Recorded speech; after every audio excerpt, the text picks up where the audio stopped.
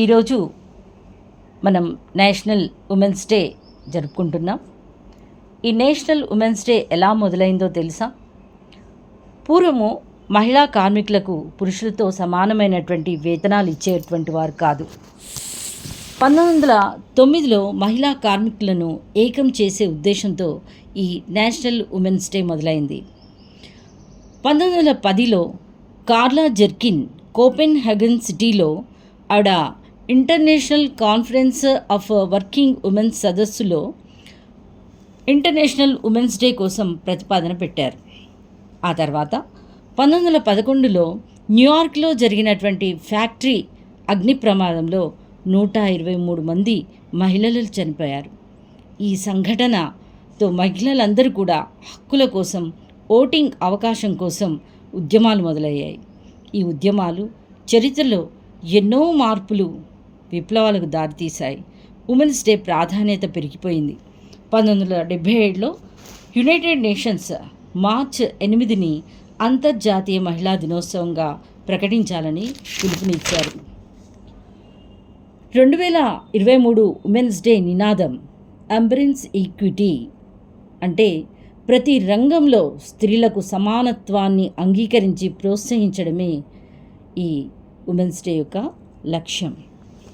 ప్రధానోపాధ్యాయులు గారు, నాతో ఉపాధ్యాయులు, ప్రియమైన విద్యార్థులు, ఈరోజు మన పాఠశాలలో ఉమెన్స్ డేని సెలబ్రేట్ చేస్తున్నాము.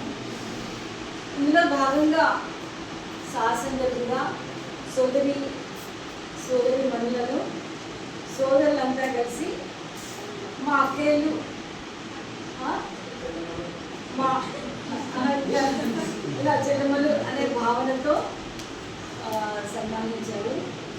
సో మనం ఎంత పెద్ద చదువులు చదివినా, ఏం చేసినా ఆడపిల్లలు అనేటువంటి వాళ్ళు ఇంటిలో ఒక గృహిణిగా ఎంతో చక్కగా ఓర్పు సహనంతో ఉంటామో, అలాగే మనం పనిచేసే దగ్గర కూడా అంతే ఓర్పు నేర్పుతో ఒక ఇద్దరు లేడీ స్టాఫ్ ఉండే ఎంత బాగుండేదో అన్నట్టుగా అలా ఆ అట్మాస్ఫియర్ ఎక్కడైనా కనబడాలి.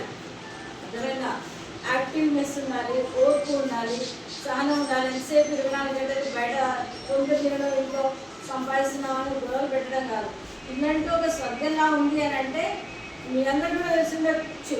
అమ్మ నాన్న ఇంట్లో గొడవ పెట్టుకుంటే ఎట్లుంటారా? అమ్మ గిన్నెలు అవి ఎత్తేస్తా ఉంటుంది, భయంగా నరకంగా ఉంటుంది. అబ్బాయిలైనా ఇష్టం వచ్చినట్టు బిహేవ్ చేస్తూ ఉంటే అప్పుడు కూడా భయంగానే ఉంటుంది పిల్లలకి. సో అలా పిల్లలకి అలాంటి వాతావరణం ఇవ్వకుండా మీరెంతటి చదువులు చదివినా ఒక ఇల్లు ఒక స్వర్గసీమ కావాలి అని అంటే అది ఇంటి దాని మీదనే ఆధారపడి ఉంటుంది.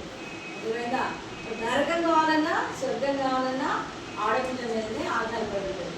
అందుకే అంటారు కదా, చదువులు ఎన్నో చదివినా పదవులు ఎన్నో ఏలినా, చదువులు ఎన్నో చదివినా పదవులు ఎన్నో ఏలినా, చివరికి గృహిణిగా మారి పడకుల బ్రతుకులే ధన్యం. ఇల్లే కోవెల చల్లని వలపి దేవత,